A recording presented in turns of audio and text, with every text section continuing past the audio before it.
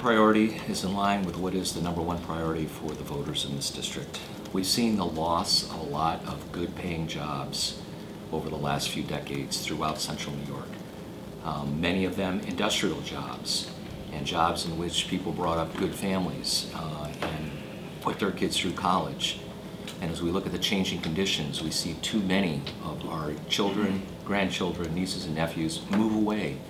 We graduate 100,000 people a year from our colleges. 80,000 of them move away after they graduate.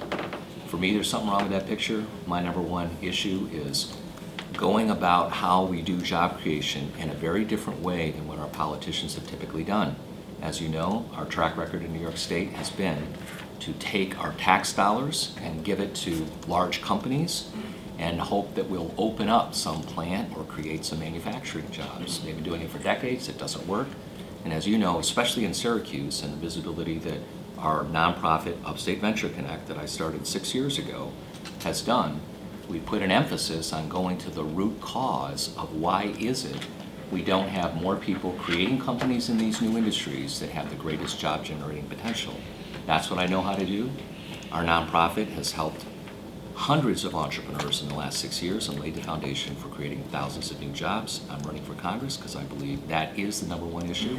I can use the power of the Congressional office to actually take that mission of growing more jobs to the next level. Going with the idea that we all have to work together, come up with a common sense approach to job creation. In the 22nd District, it's certainly needed. We have a crumbling infrastructure. We have a need for jobs through education by aligning our education and the opportunities that we have in our education with the skill set of the jobs that we do have that are going unfilled. I've spent a lot of time going around to many of the businesses that we do have in the 22nd, Raymond Corporation, EMT, International Paper, and asking them what's inhibiting for you from growing, what is stopping you from gaining ground and growing. Another thing that is a problem is the access to credit. And that in my family business growing up, I knew that was vital. It was not only the key to growth, but it was the key to survival.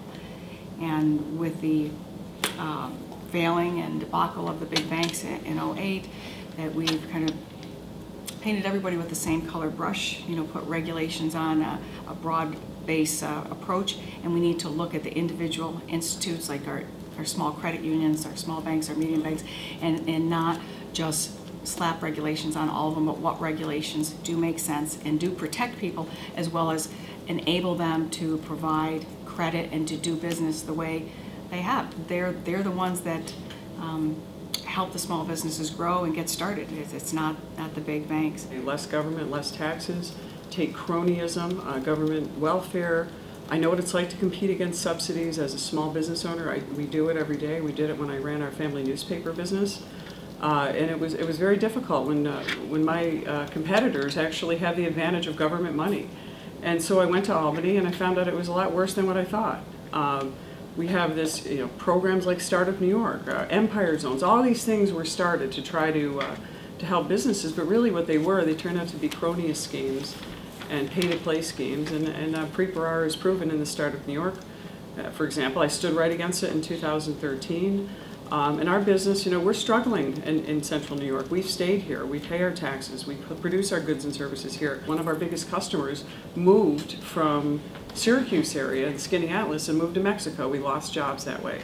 So I stood up and went to Albany and said, enough of this. I stood as a member of the State Assembly, grossly outnumbered, and I fought for these things, and I saw the corruption. I stood up to Sheldon Silver. I've stood up to the governor and the failed policies, whether it's Startup New York and many of the things that are plaguing New York.